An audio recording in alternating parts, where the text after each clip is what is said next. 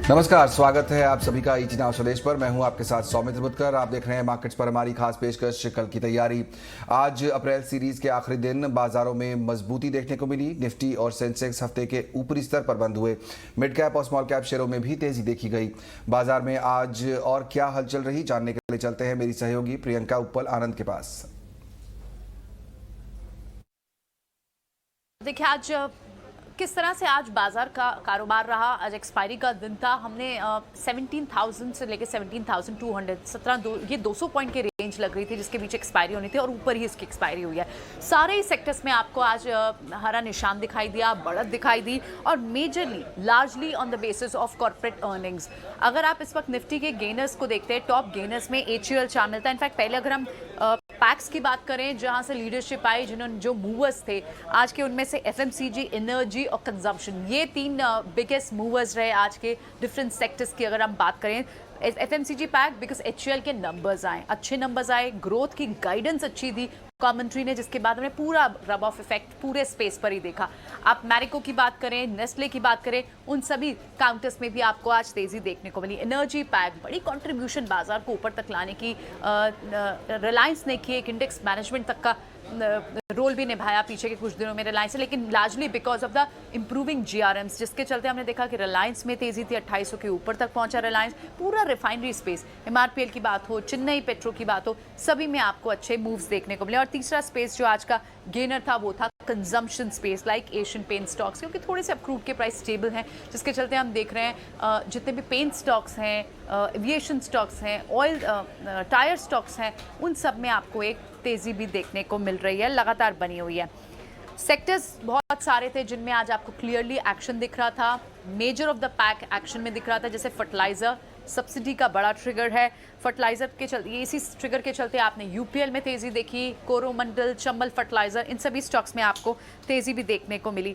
HDFC life भी एक one of the top gainers था। FNO काउंटर्स की बात करें, majorly on the basis of results, और उसके चलते हमने देखा ICICI प्रूडेंशियल में भी आपको तेजी देखने को मिली।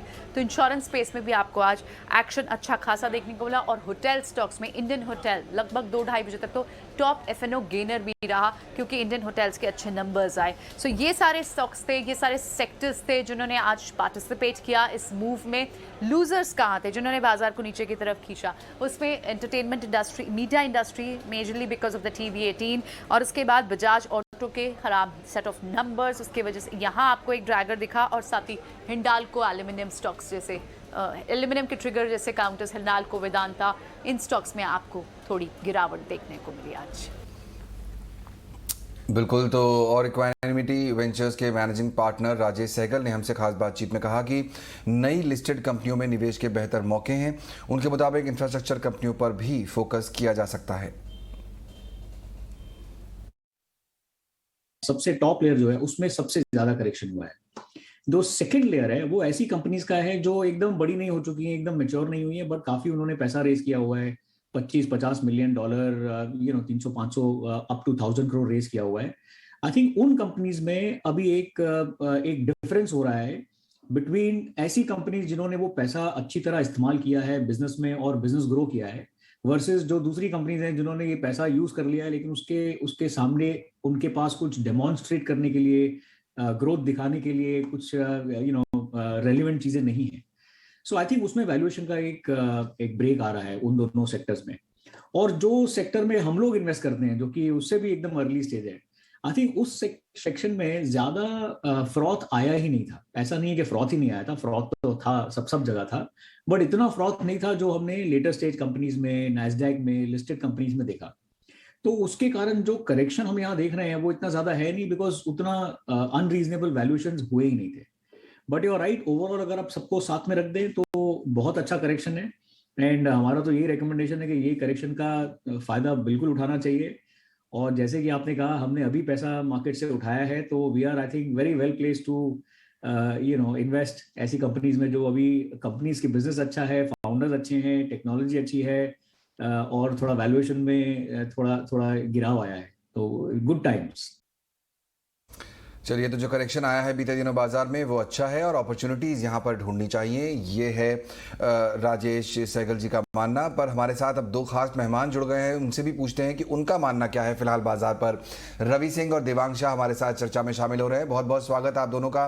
देवांग, काफ़ी अच्छी क्लोजिंग रही एक्सपायरी के दिन, हमने देखा 17,200 का लेवल होल्ड किया बाजार ने। जिस तरह की वीकनेस पिछले एक दो सेशन में हमने देखी थी बीते हफ्ते, उससे एक बार की चिंता जरूर हुई थी, लेकिन रीबाउंड अच्छा रहा। क्या रीड किया आपने इस रीबाउंड में और अब अगली सीरीज के लिए किस तरह की कॉल दे रहे हैं आप?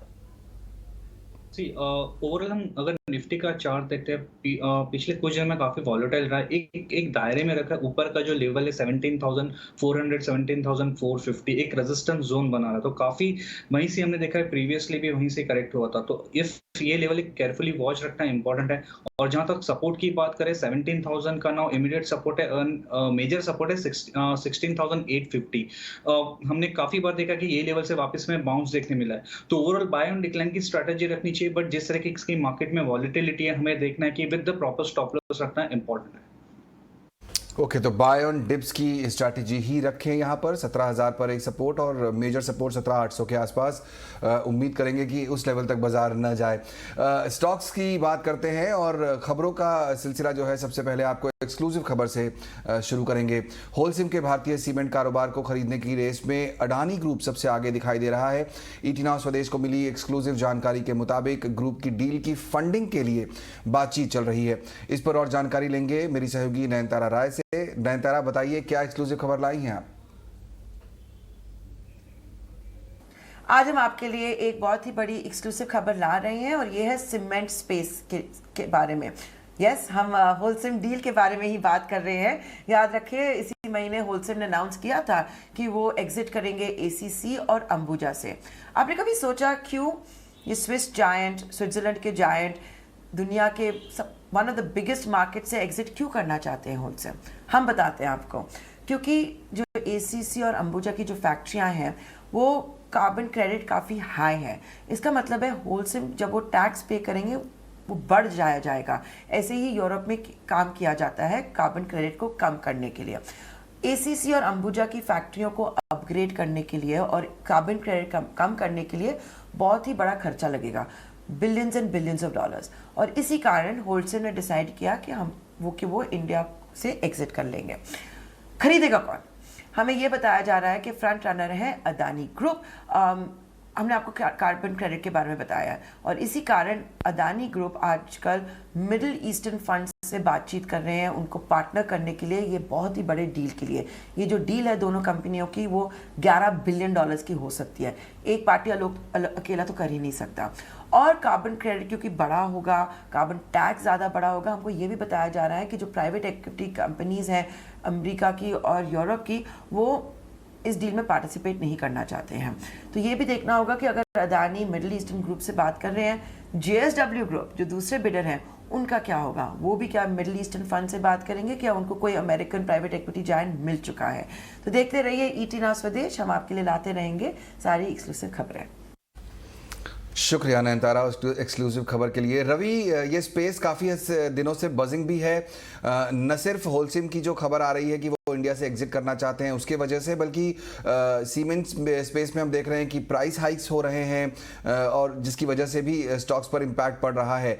इस समय एसीसी, अंबुजा जैसे स्टॉक्स पर क्या कॉल दे रहे हैं आप? स्वामित जी, मुझे याद आ रहा है कि पिछले हफ्ते भी हम एसीसी और अंबुजा की सीमेंट की चर्चा कर रहे थे। देखिए, सबसे बड़ी बात है कि अदानी ग्रुप से बात चल रही है और इस समय अदानी ग्रुप का जो नेटवर्क है और जो आपको शेयर में रिटर्न मिल रहा है वो स्टॉक मार्केट में आपको कहीं नहीं मिल रहा है। तो सबसे बड़ा फोकस तो सिर्फ इतना ही रखिए कि अगर अदानी ग्रुप के साथ डील होती है तो ये स्टॉक ऑलरेडी कम से कम 18 से 20% तक भाग जाएंगे। अब आते हैं फंडामेंटल की चर्चा करते हैं। एसीसी और अंबुजा दो ऐसे ग्रुप हैं जिनका मेजर होल्ड है खासतौर से सीमेंट सेक्टर पे, और सबसे बड़ी बात है कि इन्होंने अपने प्राइस को हाइक किया है, रिजल्ट अच्छे दिए हैं और इन्वेस्टर के लिए अपॉर्चुनिटी है। अभी आपको ये एक तरीके से ऐसी जगह पे मिल रहा है जहां पे आपको कुछ और सोचना नहीं है। निफ्टी कहां जाती है, ऊपर जाती, नीचे जाती, छोड़ दीजिए। जो स्टॉक चल रहे हैं उनकी सवारी लीजिए, उनकी ट्रेन पकड़िए और अंबुजा और एसीसी इसमें अगर देखते हैं तो काफी अच्छी परफॉर्मेंस दिखा सकते हैं। कम से कम 18 से 20% के रिटर्न आपको महीनों में मिल सकते हैं, सालों का इंतजार नहीं करना पड़ेगा। तो मुझे लगता है कि आपको ये रणनीति बनानी चाहिए, अंबुजा या एसीसी को अपने पोर्टफोलियो में शामिल करना चाहिए। चलिए पोर्टफोलियो में शामिल कीजिए इन दोनों ही स्टॉक्स को, अंबुजा हो या एसीसी। 18 से 20% के रिटर्न महीनों में मिल सकते हैं, सालों का इंतजार नहीं करना पड़ेगा, रवि की ये सलाह है। चलिए यहाँ पर नतीजों पर फोकस करते हैं। सिलसिला नतीजों का चल रहा है और दिग्गज ऑटो कंपनी मारुति सुजुकी के भी नतीजे कल आने वाले हैं। क्या उम्मीद की जा सकती है, बताने के लिए मेरे सहयोगी शरद जुड़ रहे हैं हमारे साथ। शरद, क्या एक्सपेक्टेशन है मारुति से इस बार? मारुति की चौथे तिमाही के नतीजे जो फोकस में हैं और अनुमान से जो रेवेन्यू में लगभग 11% का उछाल का एक्सपेक्टेशन है, एबिटा में भी यही आंकड़े रहेंगे। हालांकि मार्जिन जो है सपाट रहने वाले, लगभग 8.3% ईयर ऑन ईयर बेसिस में कंपेयर किया जाए तो। पैट में लेकिन जो है शानदार उछाल देखने का उम्मीद है, लगभग 28% का। अब याद रखिए वॉल्यूम्स की ग्रोथ जो है ईयर ऑन ईयर बेसिस तो लगभग सपाट होने वाली है, 1% से नीचे है। हालांकि जो क्वार्टर ऑन क्वार्टर बेसिस पे वॉल्यूम्स देखें तो लगभग 3.5% का उछाल का एक्सपेक्टेशंस, और ये सबसे बड़ा कारण है कि जो सेमीकंडक्टर इश्यूज़ है वो अब कम होने लगे, तो उसके कारण जो है वॉल्यूम्स में अच्छा ग्रोथ देखने मिल रहा है। ये वॉल्यूम्स के बाद लगभग 12.5% की जो इंक्रीज़ है प्राइस हाइक्स में, उसमें आपको सपोर्ट करेगा उनके एएसपी प्राइसेस को।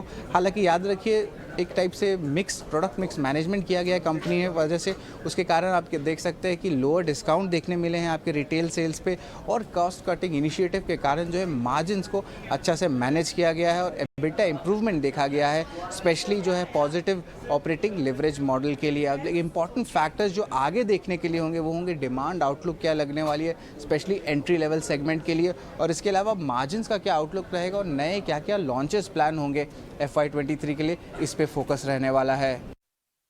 बिल्कुल, तो मार्जिन और सेमीकंडक्टर का इशू मारुति के लिए बड़ा है। लेकिन शरद हमारे साथ हैं तो उनसे एक और प्रीव्यू भी ले लेते हैं। शरद, विप्रो के भी नंबर्स आने वाले हैं कल और आपके पास उसका भी प्रीव्यू हमारे दर्शकों के लिए है। बताइए विप्रो से क्या उम्मीद है? आईटी दिग्गज विप्रो के भी नतीजे आने वाले हैं और यहाँ पे डॉलर आईटी रेवेन्यू में देखा जाए तो लगभग 3% का ग्रोथ का अनुमान है, और एबिट पे 2% का उछाल का एक्सपेक्टेशन है लगभग 3,645 करोड़ के लिए। हालांकि मार्जिन्स में जो एक्सपेक्टेशन है कि हल्की सी दबाव रहेगी 10 बेसिस पॉइंट्स का, और 17.5% का जो है एक्सपेक्टेशन है आपका क्वार्टर ऑन क्वार्टर बेसिस पे। नेट प्रॉफिट देखा जाए तो यहाँ पे भी 3% के उछाल का अनुमान है। अगर कॉन्स्टेंट करेंसी ग्रोथ के बारे में बात करें तो 3 से 3.5% का अनुमान है क्वार्टर ऑन क्वार्टर बेसिस पर। वो कंपनी के जो गाइडेड रेंज है उसके अंदर है, जो 2 या 4% के बीच में है। इनऑर्गेनिक कंट्रीब्यूशन आने वाली है आपकी लीन, स्विफ्ट और एजाइल के जो बिजनेस सेगमेंट से इस क्वार्टर में, और जो मार्जिन है ऑलमोस्ट फ्लैटिश रहने वाले हैं क्योंकि वेज हाइक का जो इम्पैक्ट है वो तीसरी तिमाही में ऑलरेडी प्ले आउट हो चुका है। और आखिर में जो डील्स रहेंगे हालांकि म्यूटेड रहने वाले हैं, लेकिन important factors to watch out में सबसे पहला रहेगा कि जो फर्स्ट क्वार्टर की जो गाइडेंस है वो लगभग एक्सपेक्टेशन है कि 2 to 4% आपका क्वार्टर ऑन क्वार्टर बेसिस पे सीसी ग्रोथ का रहेगा। डील पाइपलाइन पे फोकस रहने वाली है, और मोस्ट इंपॉर्टेंटली क्लाउड इन्वेस्टमेंट की क्या प्रोग्रेस हो रही है, और आगे जाते हुए वो कैपको एक्विजिशन में वो कैसे स्केल अप करने वाले हैं कंपनी। और आखिर में इंपॉर्टेंट फैक्टर जो हमें ट्रैक करनी होगी, मार्जिन आउटलुक इस शॉर्ट टर्म में क्या रहने वाला है। शुक्रिया शरद उन दोनों ही प्रीव्यूज के लिए। तो विप्रो और मारुति ये 2 नंबर्स कल आने वाले हैं, एक एक करके बात करते हैं। देवांग, पहले मैं जानना चाहूँगा ऑटो स्पेस में मारुति के नंबर्स तो कल आएंगे ही, लेकिन जिस तरह की का एनालिसिस अभी शरद दे रहे थे, सेमीकंडक्टर के प्रॉब्लम्स हैं, लेकिन बाजार को इस समय क्या जानना है, ये एक बड़ा सवाल है। बजाज ऑटो के नंबर्स इतने बुरे नहीं थे, लेकिन हमने देखा कि स्टॉक आज करीब 1.5 से 2% नीचे जाकर बंद हुआ। इस समय चार्ट्स के लिहाज से कहाँ फोकस करना चाहिए? 4 व्हीलर्स, 2 व्हीलर्स, आपकी पिक कौन सी होगी?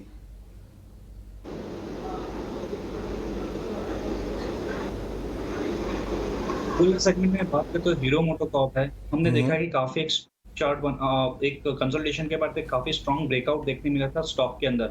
अभी भी मुझे लगता है कि यहाँ पे और भी अपसाइड इंटैक्ट है स्टॉक के अंदर। यहाँ स्टॉप लॉस रखना है 2425 का, एंड ऊपर की तरफ जो लेवल्स है वो 2650 तक के लेवल्स हीरो मोटोकॉर्प में देखने मिल सकते हैं। मोटोकॉर्प तो यहाँ से अच्छा दिखाई देता है देवांग, लेकिन बजाज ऑटो में आज क्या हुआ? हमने देखा करीब 1.5% गिरावट वहां देखने को मिली।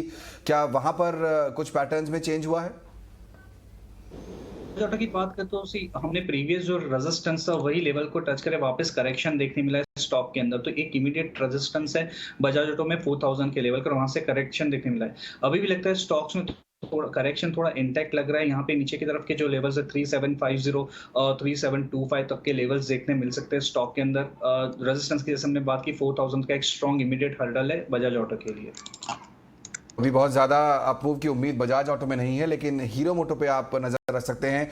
रवि, आप इस पूरे ऑटो स्पेस को कैसे इस समय रीड कर रहे हैं? इन्फ्लेशन एक बड़ा प्रॉब्लम है, कमोडिटीज़ के दाम जिस तरह से बढ़ रहे हैं, उसके अलावा सेमीकंडक्टर का इशू चल ही रहा है, पेट्रोल डीजल के दाम यहाँ पर बढ़ रहे हैं, लोग गाड़ियाँ फिर भी खरीद रहे हैं क्योंकि फाडा के जो प्रेसिडेंट थे उनसे हमारी बात हुई कल, उन्होंने कहा कि करीब 7 या 8 लाख गाड़ियों का बैकलॉग चल रहा है इस समय, तो सेल्स में तो कोई प्रॉब्लम दिखाई नहीं देती है। स्टॉक परफॉर्मेंस कैसे बेहतर होगा और इस स्पेस में आपका टॉप पिक कौन सा है फिलहाल? तो अमित जी, आपने सही कहा, कमोडिटी के प्राइसेस लगभग 70% मेटल के यहाँ पर बढ़ चुके हैं और उसका एक इम्पैक्ट देखने को मिल रहा है। लेकिन मैं इस समय अगर मैं कोई कार खरीदने के लिए जाता हूँ या पूरी कार इंडस्ट्री में आप देखते हैं तो वेटिंग पीरियड तो एक साल का है और डिमांड इसी से दिखा रहा है। जो अभी सेमीकंडक्टर का इशू है उन पे थोड़ा सा टाइम जरूर लग रहा है, लेकिन ओवरऑल डिमांड के कंपैरिजन में देखें तो यहाँ पर सप्लाई बहुत कम है और उसका impact day by day company अपने प्राइसेस को भी इंक्रीज कर रही है, तो अपनी प्रॉफिटेबिलिटी को वो मेंटेन कर रही है। अब मैं सिंपल मारुति की यहाँ पर बात कर लूं, आपने बहुत पहले देखा होगा कि 8000 के प्राइसेस पे आके कंसोलिडेशन देखने को मिलता है। 7100 से हमने रिकमेंडेशन आपके चैनल पे दे रखी है कि आप लोग बाय करके चलें। अपसाइड के टारगेट देखिए 20 से 25% का आपको यहां से ऑटो इंडस्ट्री देगी और इसके लिए आपको पूरे साल इंतजार नहीं करना, 6 महीने 8 महीने मैक्सिमम आपको देखना है। अब दूसरी तरफ आते हैं, जो आपने बिल्कुल सही बात की, पेट्रोल डीजल के प्राइसेस बढ़ रहे हैं, आपको ईवी सेगमेंट में बैटरीज के आपके स्टॉक्स यहां पर बढ़ते हुए नजर आएंगे, खासतौर से ऑटो ऑक्सिलरी के जो स्टॉक्स हैं उनमें आपको तेजी देखने को मिलेगी। तो अगर आप लिस्ट आप यहां पर देखेंगे तो आपको काफी अच्छे स्टॉक्स यहां पर परचेज करने को मिल सकते हैं। लेकिन मेरा हमेशा सजेशन होता है कि आप दिग्गज पे पैसा लगाएं। मारुति आपके सामने एग्जांपल है, महिंद्रा की अभी आपने XUV 700 देखी, उसका सक्सेस रेट देखा। अब साथ में आपके पास टाटा मोटर ने जिस तरीके से अपने को पूरा का पूरा चेंज किया, उसका एक इंपैक्ट देखने को मिल रहा है। लेकिन साथ में टू व्हीलर में मुझे टीवीएस एक बहुत अच्छा स्टॉक लगता है, टीवीएस मोटर पे खास तौर से फोकस कर सकते हैं। इन दोनों के कंपैरिजन मुझे लगता है उसमें थोड़ी से ज्यादा रिटर्न मिलेंगे, लेकिन ऑटो स्पेस को अपने पोर्टफोलियो में बिल्कुल शामिल करना चाहिए। वेटेज के हिसाब से देखें तो 25 से 30% आपका वेटेज ऑटो इंडस्ट्री में होना चाहिए। 30% पोर्टफोलियो का हिस्सा ऑटो हो सकता है और टीवीएस मोटर एक स्टॉक है टू व्हीलर्स में जो इनको पसंद आता है रवि को, और साथ ही साथ बड़े फोर व्हीलर्स में अगर आप दिग्गजों के साथ रहें तो बेहतर, मारुति है, M&M जैसे कुछ काउंटर्स हैं जहां पर आप फोकस करें तो बेहतर है। देवांग, रिलायंस इंडस्ट्रीज के चार्ट एक बार जरूर देखिए। मैं थोड़ा इनफेमस हूँ रिलायंस के प्रति क्योंकि मैं हर बार ये स्टॉक के बारे में बात करता हूं, लेकिन इसलिए भी करता हूं क्योंकि रिलायंस चलता है तो बाजार चलता है। अब एक न्यू हाईज की तरफ ये स्टॉक चल रहा है, 2800 के ऊपर पहुंचा हुआ है और यहां पर रिपोर्ट्स भी आई हैं कई, शायद जेपी मॉर्गन की, if I am not wrong, कि करीब 3500 तक के लेवल देखने को मिल रहे हैं। आपको लग रहा है कि जो चाल रिलायंस इंडस्ट्रीज अभी दिखा रहा है ये लेवल्स जल्दी ही हासिल हो सकते हैं? ओवरऑल हम रिलायंस की बात करें, हमने प्रीवियस भी बात की थी, जिस तरह के चार्ट स्ट्रक्चर है, काफी स्ट्रॉन्ग चार्ट स्ट्रक्चर है, high top high bottom formation में। यहाँ पे सजेशन होगा कि काफी नाउ बाय ऑन डिक्लाइन की स्ट्रेटजी अपनाएं। तो सपोर्ट की जहां तक बात करें 2720 का सपोर्ट है नाउ रिलायंस इंडस्ट्रीज के लिए। अपसाइड लेवल की बात करें तो 2870 2900 तक के लेवल्स है जो रेजिस्टेंस है, इमीडिएट रेजिस्टेंस है रिलायंस के लिए। 2900 तक का रेजिस्टेंस है यहाँ पर इमीडिएट, लेकिन अपमूव में तो है रिलायंस, तो इस पर नज़र ज़रूर रखिए। रिलायंस जो है वो पूरे बाजार को मूव करने की क्षमता रखता है। यहाँ पर एक जो नतीजे आज बड़े आए उन पर भी फोकस कर लेते हैं। एक्सिस बैंक ने अपने Q4 नतीजे पेश किए हैं, कैसे दिख रहे हैं नतीजे ये मेरे सहयोगी हर्ष बता रहे हैं।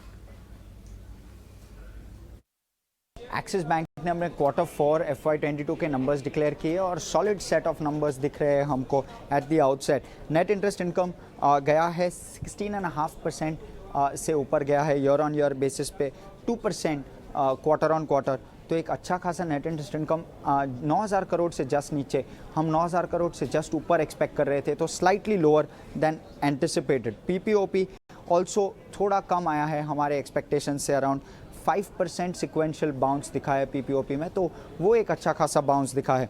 जब हम प्रोविजंस नंबर को देखें तो वो 26% से घटा है क्वार्टर ऑन क्वार्टर बेसिस पे, तो सिक्वेंशियली वो काफ़ी कम आया है। अब वो 1000 करोड़ से भी नीचे वो प्रोविजंस का नंबर, और ग्रॉस और नेट एनपीएस उसके वजह से दोनों काफ़ी अच्छे हुए हैं। एसेट क्वालिटी काफ़ी इम्प्रूव हुआ है। जब हम क्वार्टर ऑन क्वार्टर बेसिस पे देखें तो नेट ग्रॉस एनपीएस 0.35% से घटे हैं, अब वो 2.82% पे वो नंबर आया है, और नेट एनपीएस भी 0.18% से घटा है, तो वो नंबर 0.73% पे आया है। तो दोनों साइड्स काफ़ी अच्छे लग रहे हैं ग्रॉस और नेट एनपीएस के। अब पैट नंबर पे आते हुए, पैट एक अच्छा खासा बाउंस दिखाता हुआ 14% quarter on quarter growth, 54% year on year jump PAT के नंबर पे। और बैलेंस शीट को देखा जाए तो दोनों side of the balance sheet काफ़ी अच्छे, 6.5% ऑलमोस्ट दोनों sides of the balance sheet sequentially grow हुए हैं। अब वो एडवांसेस नंबर 15.2% से ग्रो हुआ है ईयर ऑन ईयर बेसिस पे, डिपॉजिट्स नंबर 17.8% से। तो ओवरऑल एक अच्छा नंबर और नतीजा एक्सिस बैंक के लिए। देखते हैं कि इन्वेस्टर्स और मार्केट कैसे रिस्पॉन्ड करता है ये नंबर्स को। बिल्कुल, मार्केट कैसे रिस्पॉन्ड करता है तो कल जब बाजार खुलेगा तब पता लगेगा। बहुत शुक्रिया हर्ष उस पूरे अपडेट के लिए। चलिए आगे बढ़ते हैं और वक्त हो गया ये जानने का कि मेरे मेहमान कौन से आइडियाज आज आपके लिए लेकर आए हैं। वक्त है वीआईपी शेयर्स का।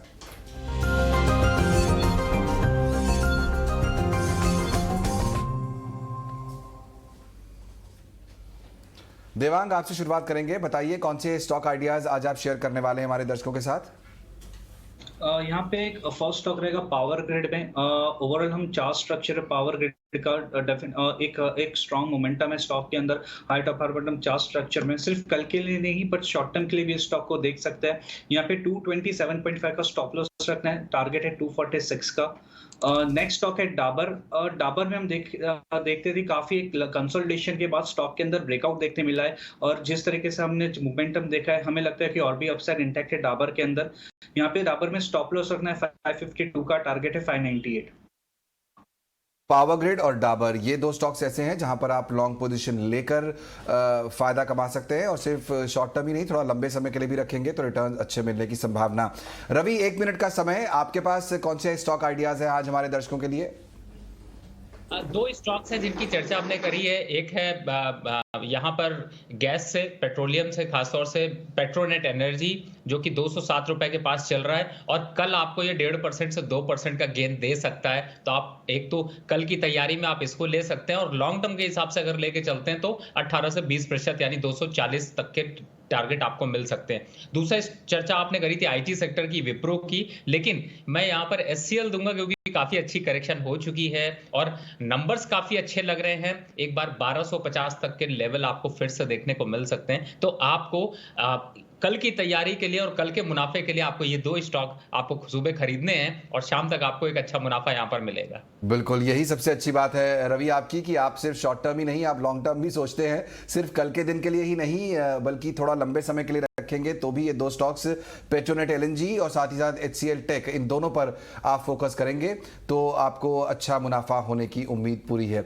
बहुत बहुत शुक्रिया रवि और देवांग आज समय निकालकर शो में शामिल होने के लिए। और वक्त हो गया छोटे से ब्रेक का। पूरी टीम को दीजिए इजाजत, लेकिन आप कहीं मत जाइए, बने रहिए ईटी नाउ स्वदेश के साथ।